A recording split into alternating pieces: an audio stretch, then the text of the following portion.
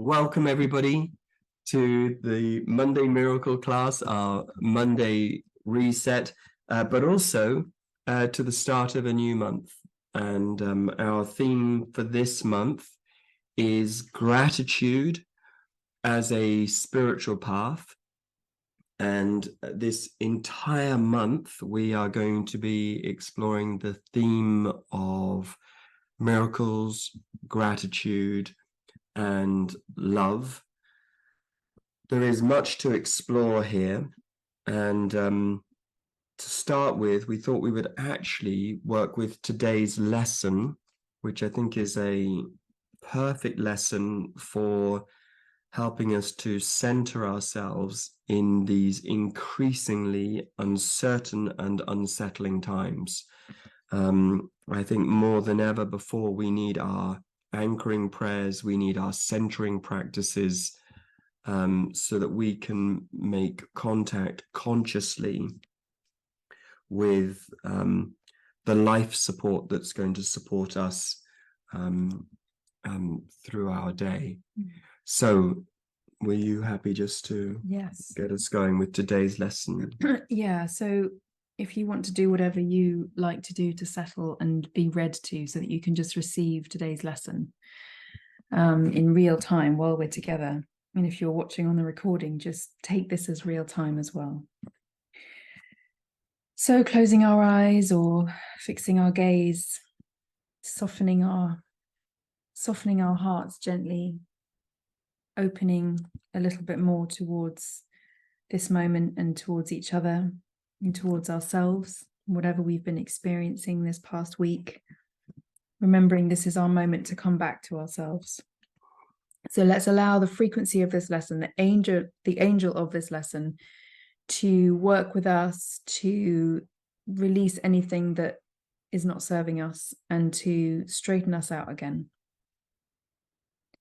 Lesson 310, in fearlessness and love I spend today. This day, my Father, would I spend with you, as you have chosen all my days should be. And what I will experience is not of time at all. The joy that comes to me is not of days nor hours, for it comes from heaven to your child.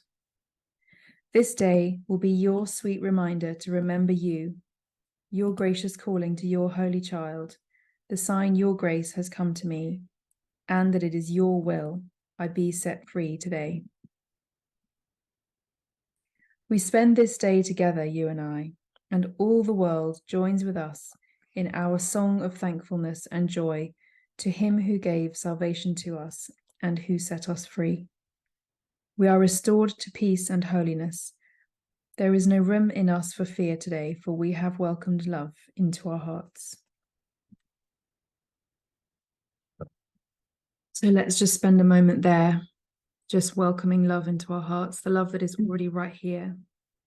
We do this on behalf of ourselves and on behalf of everyone. And we breathe love a little bit more into our hearts.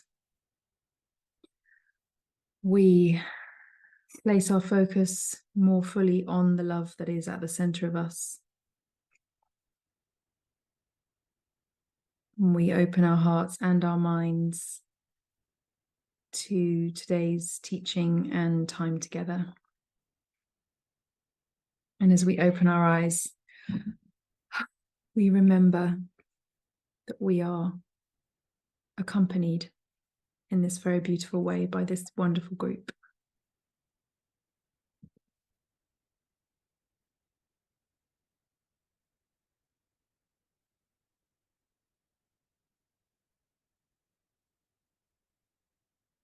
Excuse me. Okay. So we're going to explore abundance today, and also a theme that the Course talks a lot about, which is our natural inheritance. In this beautiful lesson we are focusing on here, there is mention of a grace that has already come to us. And I really want you just to hold that word grace front of mind. There's also a lovely term in this lesson, the song of thankfulness. And I'd also like you just to hold that front of mind as well. A song of thankfulness and a grace that is here for us. If we go all the way back to the beginning of A Course in Miracles, in the introduction, we read this: "The Course does not aim at teaching the meaning of love, for that is beyond what can be taught. It does aim, however, at removing the blocks to the awareness of love's presence, which is your natural inheritance." All of the great spiritual traditions teach us that we arrive trailing clouds of glory, that we arrive with an inheritance. And our work in our life is to be able to claim that inheritance so as to be able to make our way through the world with a great feeling of guidance, support, and abundance each and every step of the way. Now, clearly, for many of us, this is not our experience of the world. What we experience in this world is lack, deprivation, and a sense of not enoughness on many, many levels. And it's played out everywhere, all around us, all of the time. I thought I'd share with you just today something, very personal. And even just 2 hours ago, I was in my therapy session, and I was reflecting on my upbringing. And I had a most unusual upbringing in that my mother and my father came from two completely different classes. My mum came from a very upper class life here in England, where she mixed with the lords and the ladies and the kings and the queens. And my father was a working class man who she shouldn't have fallen in love with, and she definitely shouldn't have married. When my mother married my father, she was disinherited from the family's wealth. What this meant was that for us as an upbringing, we lived in rented accommodation in very small properties, and we were surrounded by the inheritance but had no access to it. And my mum gladly made that sacrifice because she was looking for something more meaningful than money in her life. What she was looking for essentially was an experience of love. For me as a young boy, it was very difficult knowing quite how to balance a life where we appeared to have very little and were often on the poverty line, and yet we were regularly visiting my granny and my grandpa on my mum's side, and all of my cousins who were just loaded with a handsome financial fortune. And one of the things I was looking in my session today was the difference between good fortune and grace. The message I gave myself as a young boy was that I had to build a fortune in order to keep myself safe and to protect myself. The message I gave myself as a young boy was that I had to earn, work, and deserve a good fortune in life that would keep me safe and that would look after me and look after my family, so that we would be okay. So all of my efforts were based on hard work, earning, deserving, and building the fortune. I transferred that hard work into my spiritual path. So then I decided that to do well on a spiritual path, I must also work hard, earn and deserve the blessings of God, so that I could have an experience of God. What I'm realizing is that here was my mistake. This was where I missed the mark. Today I've been contemplating the sin of pride. The sin of pride has many interpretations, but one of them is the presumption that you can earn the grace of God, and that actually that you don't realize that the grace of God is freely given.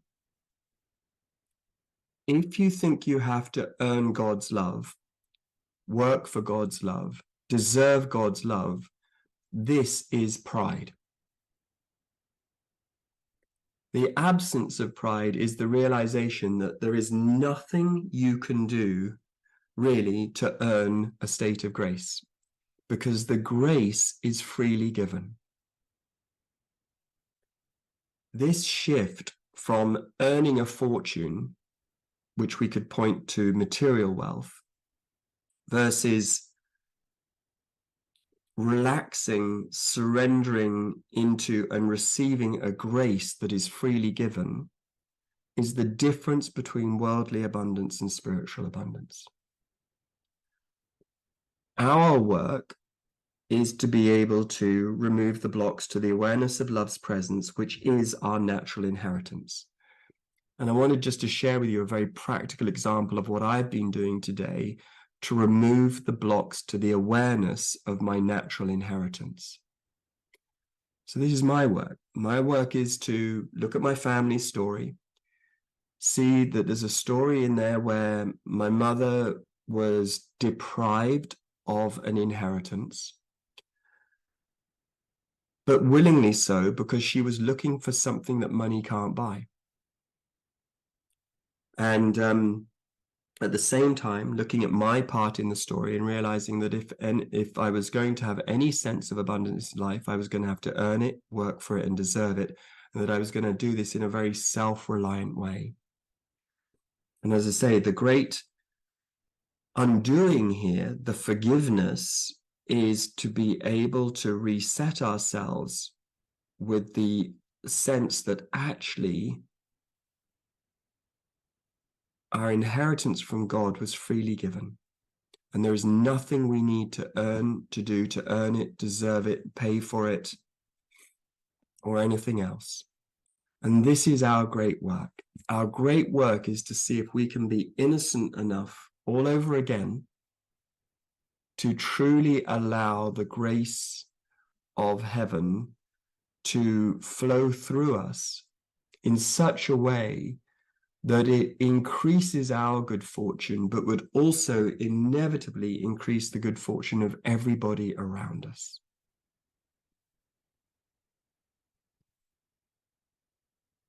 So this is really live because I've only just come out of that session an hour ago. But I really wanted to share it with you just as an example of how we remove the blocks to the awareness of our natural inheritance. There is an inheritance we haven't collected on yet. You know, the ego's so close to the truth. You know, many of us, we're running around with the fear of missing out or the sadness of missing out. We either have FOMO, fear of missing out, or SOMO, sadness of missing out. And the ego's onto it. We are missing out on something. And the interesting thing is, even when we accumulate worldly wealth, we still have FOMO and we still have SOMO. We're still feeling sad. We're still worried that we're missing out. And so the ego it's right there. It's actually telling the truth. It's saying, I'm still feeling like I'm missing out. I still feel sad because I know I'm missing out. And it's right on track, because actually we are still missing out on something. We'll always miss out on something if we don't allow ourselves an experience of grace. Somehow What we have to do is lay down our pride and say, instead of earning and deserving this grace, I'm actually going to allow it to come to me freely, effortlessly, and actually recognize that actually it was here all along, and all I had to do was say yes. And that, I think, is our work this month. Can I just pull one thing out? Just because I know that the way you're talking about the word pride and the sin of pride is a bit different to the regular definition. Can you just talk about it a bit? Because it's such an important, it's such a blind spot for everyone. How do you define pride? Can you just say that? Yeah, it's helpful. I know there's so much to it, isn't there? I mean, none of us would want to look at pride if the moment we're told it's a sin, who wants to look at pride? But if we remember that sin simply means a mistake, then, hopefully we can all be freed up now and go, oh, great, let's look at the mistake that might be buried in pride. Mm-hmm. So what's the mistake that's buried in pride? It could be, I'm going to get to heaven all by myself without God's help. That's pride. Or I'm going to do God's work in this world, but I won't bother God for any help. I'll just get on with it by myself. That's pride. Or in my case, I'm going to have a greater experience of abundance, but I'm really going to earn it and deserve it and work for it. And then I can have it. That's my pride, because it's my way of saying, hey, I've worked out how God's will works, and it works this way. So if I can be humbled for a moment and just go, do you know what? What if I've got it all wrong? What if I never really had to earn and deserve anything? What if I simply had to say, thank you? Just that. Thank you. I can see where my mistake was. My mistake was that, when we think about fortune, it is all very unfair here in the world. Some of us have more than others. Some of us have a lot more than others. And fortune, therefore, is unfairly divided amongst the world. My concern was that it was the same for grace. I thought, well, grace must be unfairly divided in the world too, and it must only be for people who are deserving. So that's why I went about thinking I try and deserve the grace. But where I am now, with, in a sense, and pride, I'm not ashamed of the pride. I'm saying to the pride, hey, come with me. Let's attend this class together on grace, because I know you've been working really hard on my behalf to try and help me feel abundant. But there's this new class in town, and it's saying that actually you don't need to earn it. You just need to recognize it and receive it in the knowledge, and this is the really abundant bit, is that if you make room for grace in your life, you're making it possible for everybody else to have grace in their life too. So I think I superimposed the world's good fortune onto grace. And that was my mistake as such. And now we're exploring the possibility, I'm exploring the possibility in a whole new way of what would it be like if we simply said yes to the natural inheritance of the divine being made available to each and every one of us, including me, in this really lovely, effortless way. Mm. The Course says only you can deprive yourself of anything. It's quite a line. It's quite a line. God's not depriving us. The universe isn't depriving us. The laws of nature are not depriving us. Life isn't against us. But understandably, we all create these ideas of how we're meant to do life. Our work is to see if we can undo some of these ideas of how we're meant to do life. And one of them that I'm sharing with you today is this idea that I have to earn, deserve, and work for an experience of grace, when actually the teaching is that grace is always here for us. It says in the Course, a miracle contains the gift of grace, for it is given and received as one. Spirit is in a state of grace forever. Your reality is only spirit. Therefore, you are in a state of grace forever. And I'm sharing with you that I've just been so busy trying to build my fortune that I didn't realize I was in a state of grace forever. Even though I've read those lines over 20 times for 20 years, you know, they're just starting to sink in now in a whole new way. Mm. Maybe that's why we do A Course in Miracles every year. It sure is. Amazing, eh? Doesn't stop working with us. No. And I just want to add one thing, which is that as you're speaking, the thing that's coming to me is that the narrative around all of this is that if I have to earn my way into grace, into God's grace, the other side of that coin is that I can be kicked out as well. Yeah. And not just that, but that some people are inside it and some people are not inside it. Yeah. And in a sense, it leads us all the way home to the true teaching of the Course, which is this like the proper definition of equality, as in we are all equally able to access this in our true essence and equally allowed it in our innocent state. And I actually today I was a bit late home from the school run because I picked Christopher up and we actually saw somebody, a young, he must have been like 15 or something, being arrested, and we were right behind the police van, and you know, we saw everything happening, and I just asked why am I in the front of the queue, why am I seeing this close up? And it feels like what we're always meant to be doing is just including everybody in the true line of grace. Everybody. And so Christopher and I, just in a simple way that he can understand, we chatted, and I just said, let's imagine that boy receiving all the help he needs to, you know, against the odds, it looks like, you know, find his way back to a way of being that's true to him. And that he doesn't need to go down this road too far. Let's hope he's been caught early and that someone is really kind and helps him. And it just feels like that. It feels like this, that what you're talking about is just every time we throw the doors open in our own hearts, you know, I'm also thinking of in my defenselessness, my safety lies. Yeah. Every time we get more defenseless, every time we remove a block, every time we get honest and go, oh, whoopsie, look what I've been doing. Yeah. We throw the doors wide open for everybody and for each other all over the world. So I feel like that is very beautiful what you're sharing. Very generous. Thank you. Yeah, it's really, I mean, the proposition here, the proposal is what's on offer is exciting.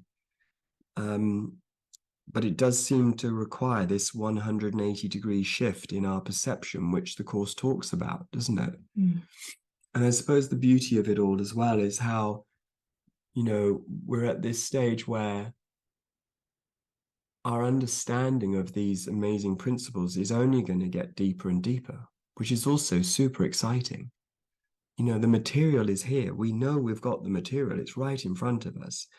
Now, I think, you know, letting ourselves experience it more and more is the exciting bit. And I do feel that I feel super excited today to know that somewhere inside myself, there are parts of me that are beginning to relax in the knowledge that what I was trying to earn was already freely given. Yeah. And I also find it so interesting that our heating has been not working. We've got these really brilliant plumbers and there's nothing they could do to hook us up back to the heat. And I think it's because this was meant to happen before our heating could work again. It's all been it's all been such a strange process and all linked in with everything. So very interesting business. Yes. And I've just seen a very good question about, you know, that you know, only you can deprive yourself of anything. Yeah. We're gonna go into this month. Yeah, we will. This is the topic we're opening up. Because also let's be really clear about those kinds of principles. It's not that, you know, you're doing something wrong to deprive yourself or to keep yourself outside of the grace. It's that our conditioning and our system and our family conditioning and all of it is very complicated. And sometimes it takes, 50 something years to realize a very sort of key thing. And there's a timing to the healing of these blocks. So it's just important to acknowledge that. Honestly, I feel these days that I just think our egos, they get a really bad rap, and they'll always feel a bit ashamed because they could never completely replace the soul, the essence of who we are. But I tell you, by working with the ego, we get to meet our soul again. That's the great work. And, it's like when we hear a phrase like only you can deprive yourself, it's not meant to be an accusation. That's a realization. It's a realization. Oh, my self-image, basically the way I see myself is not the way God sees me. If I see myself the way God sees me, we're in. It's only my self-image that was holding back. I will just say one other thing, just to the point of like, yes, what if you find yourself in a war situation? I can't speak to that experience of what a war situation is like, because clearly I've never been in one. But I will say, if I may, and this just ties back to my mum, and in particular to my mum's very lovely uncle, a very quiet spoken man, a man who, if you met him, you would never have imagined he served in World War II or in any other wars that he served in. But I will tell you this, because he actually told me about it when I asked him, that he said, and he literally, and it's amazing that this is coming up right now, he said, he literally used the word grace, and he said, I know that you can experience grace in the most improbable of places. Because grace isn't limited in the way that our own mind might be limited. And I don't know what anybody's experience would be like of a war, but then again, I don't, what would anybody's experience be like of working in a corporation somewhere today, or working in a school today, or working out in the fields today, or wandering through a forest today. I think the point is we must never put a limit on what grace can do for us and everybody else. Our work is to let grace be grace, and allow grace to show up in the most improbable of places.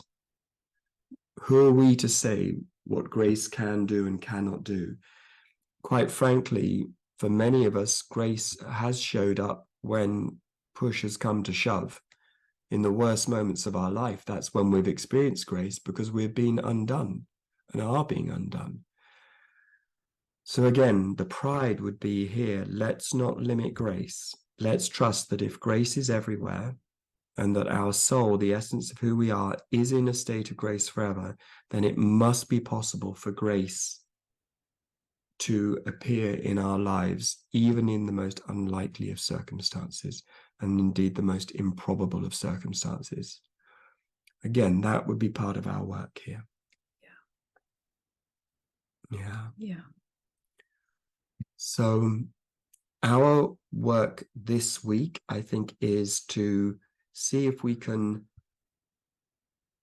acquaint ourselves, or even reacquaint ourselves with an experience of grace, of deep, deep love that is our natural inheritance, and to see if we can allow ourselves to receive it in a way that that we recognize it is freely given. Yeah.